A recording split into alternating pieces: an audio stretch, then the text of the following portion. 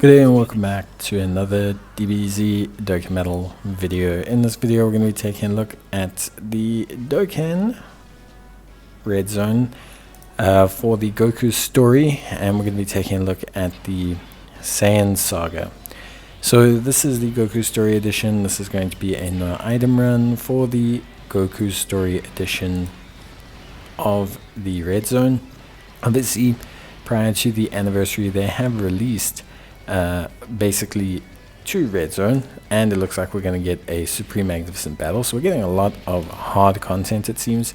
They've released a Goku story and the Vegeta story. I've covered how to beat the Goku story, and I'm doing a no item run version of it. Honestly, it's not that much different to the team I used to beat the event. A lot of the events right now are pretty tough. I'd say they're good. They're at a good level of difficulty. I hope they don't spike too much, but I think they could get a little bit harder than this. I think the one thing I will say about the Goku's Red Zone, the Goku's Red Zone seems to scale a lot easier than the Vegeta's one. I don't know whether they did it on purpose because they knew they were releasing the Vegeta one slightly after the Goku one, or whether they just wanted to make one that was slightly easier, one that was slightly harder. I mean, that's fine, because like I always say, it's good to have a range of content. You don't need to have and release events that are always the brand new hardest thing. You can very happily release content that is sideways adjacent. It's kind of hard, it's okay, you're not gonna cry, burst into tears. I think all that stuff is really good, so yeah. In terms of like this Red Zone, there's 4 phases. You got Raditz into Nappa, into Vegeta Giant Ape. Raditz does a AoE super attack with 560k damage. Nappa does an AoE super attack with 640k damage.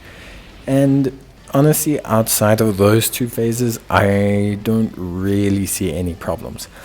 When you have some of these super tanky units now, like your Beerus's, your Tech Broly's, your Int Broly's with active up, the 1.8 million supers and the 1.4 million supers that you see Vegeta and Vegeta Giant Ape toss out and things like that, they don't tend to scare you so much, because that volume of damage isn't terrifying anymore because of the insanity that is power creep. So nowadays, I'd say this event, outside of the AoE attacks where maybe you might have 1 or 2 units that give you chip damage, is probably not too hard.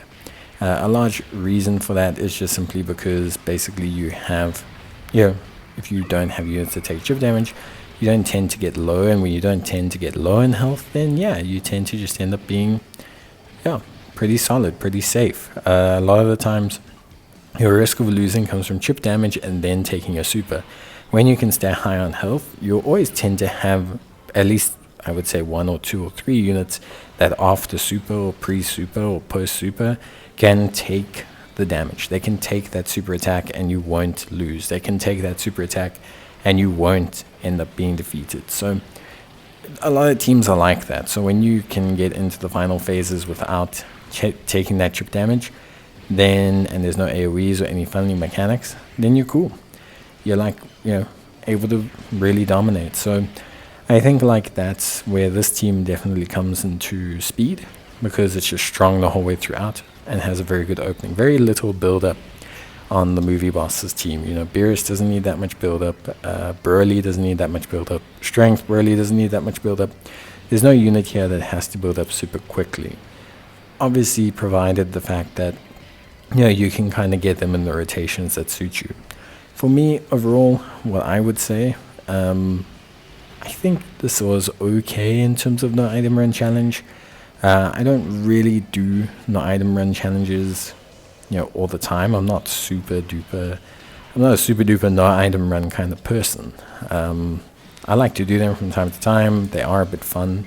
They are a cool challenge. They are not, something that is massively important to me. A lot of the times just involves you having, the strongest units or the latest units.